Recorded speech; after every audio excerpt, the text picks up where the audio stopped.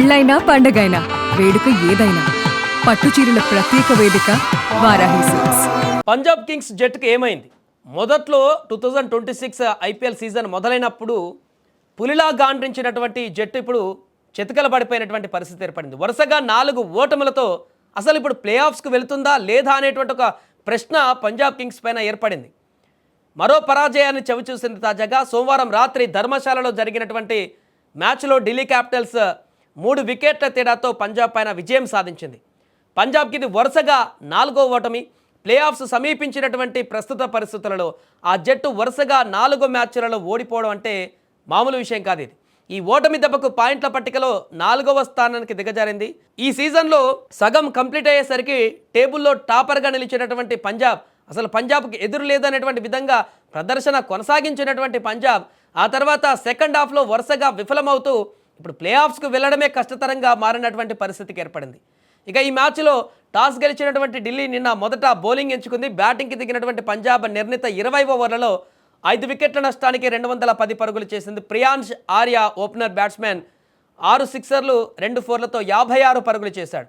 శ్రేయస్ అయ్యర్ 36 బంతుల్లో 3 సిక్సర్లు 5 ఫోర్లతో 59 పరుగులు చేసి నాటౌట్గా ఉన్నాడు. అర్ధ సెంచరీలతో వీరిద్దరు రాణించారు.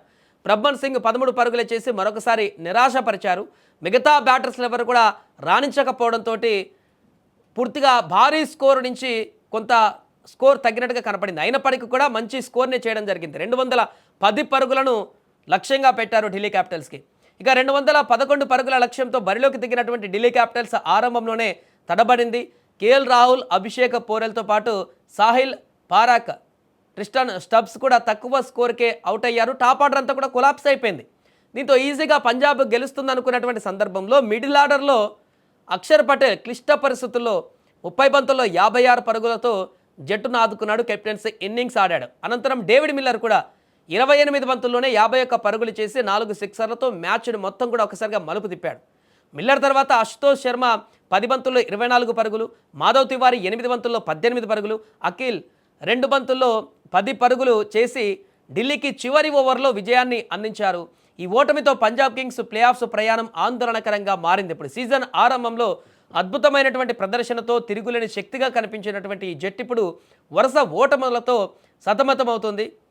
తొలి 7 మ్యాచ్ల్లో 13 పాయింట్లు సాధించి పటిష్టంగా నిలిచినటువంటి పంజాబ్ చూడండి, మొదటి హాఫ్లో సగం మ్యాచ్లకి 13 పాయింట్లతో ఉంది. ఇప్పుడు క్లైమాక్స్కి వచ్చేసింది. 11 మ్యాచ్లు అయిపోయి అయినా 13 పాయింట్ల దగ్గర ఉంది. 4 ఓటములు వరుసగా ఓటమి పాలైపోయింది. ఈ ప్రతికూల ఫలితాలపైన కెప్టెన్ శ్రేయస్ అయ్యర్ తీవ్ర అసంతృప్తిని కూడా వ్యక్తం చేశారు. గెలవడానికి 210 పరుగులు సరిపోతాయని, ఇంత భారీ స్కోర్ను కూడా కాపాడుకోలేకపోవడం నిరాశకు గురిచేసిందని అన్నాడు. ఇంకో 30 పరుగులు ఎక్కువగా చేసి ఉండవచ్చని కూడా పేర్కొన్నాడు. ఇక యుజ్వేంద్ర చాహల్ జట్టులో ఉన్న అతనికి ఒక్క ఓవర్ కూడా బౌలింగ్ చేయించలేదు. దీనిపైన కూడా ఇప్పుడు విమర్శలు వ్యక్తమవుతున్నాయి. ఈ నిర్ణయం పైన కెప్టెన్ అయ్యర్ స్పందించాడు. బంతి సీమ్ అవుతుండడంతో పేస్ బౌలర్లకు అనుకూలంగా ఉండడంతో యుజ్వేంద్ర చాహల్కు బౌలింగ్ ఇవ్వలేదని కూడా వివరించారు. ఇక పేస్ బౌలర్లు సరైన లైన్ అండ్ లెంత్తో బౌలింగ్ చేసి ఉంటే వికెట్లు తీసేవారిమంటూ కూడా శ్రేయస్ చెప్పాడు. ఏదేమైనా కూడా పంజాబ్కు వరుస ఓటముల బెడదనేది ఇప్పుడు ఆ జట్టును కుంగదీస్తుంది. 4 ఓటములతో ఇప్పుడు ప్లే ఆఫ్స్కి వెళ్ళడానికి ఆందోళనకరంగా మారింది. ఎందుకంటే 11 మ్యాచ్లు ఆడింది పంజాబ్, 13 పాయింట్లు ఉన్నాయి. మిగిలిన 3 మ్యాచ్లు ఉన్నాయి. ఇంకా వీరి వెనక సిఎస్కే అదేవిధంగా ఆర్ఆర్ జట్టు కూడా 11 మ్యాచ్లు ఆడేసి వారు కూడా 12 పాయింట్లతోని రేసులో ఉన్నారు. అంటే వీరికి పంజాబ్ జట్టుకి వారికి 1 పాయింట్ తేడా మాత్రమే ఉంది. పంజాబ్కి 13 పాయింట్లు ఉంటే ఆర్ఆర్కి అదేవిధంగా సిఎస్కేకి 12 పాయింట్లు ఉన్నాయి.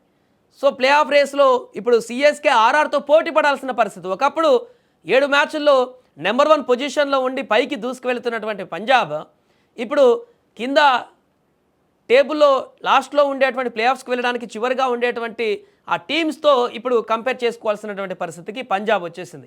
ఏదేమైనా కూడా ఈ ఊహించినటువంటి ప్రదర్శనతోటి పంజాబ్ కింగ్స్ ఘోరమైనటువంటి వైఫల్యంతో ఇప్పుడు ప్లే ఆఫ్స్ ఆశలపైన డిపెండ్ అవ్వాల్సిన పరిస్థితి ఏర్పడింది. మిగతా 3 మ్యాచ్లు ఖచ్చితంగా గెలవవలసినటువంటి పరిస్థితి ఏర్పడింది. కనీసం దాంట్లో 2 మ్యాచ్లైనా గెలిస్తేనే ప్లే ఆఫ్స్కి వెళ్ళేటువంటి అవకాశాలు కూడా కనిపిస్తున్న నేపథ్యంలో మరి మిగతా మ్యాచ్ల్లో పంజాబ్ ఎలాంటి ప్రదర్శన చేస్తుందనేది వేచి చూడాలి.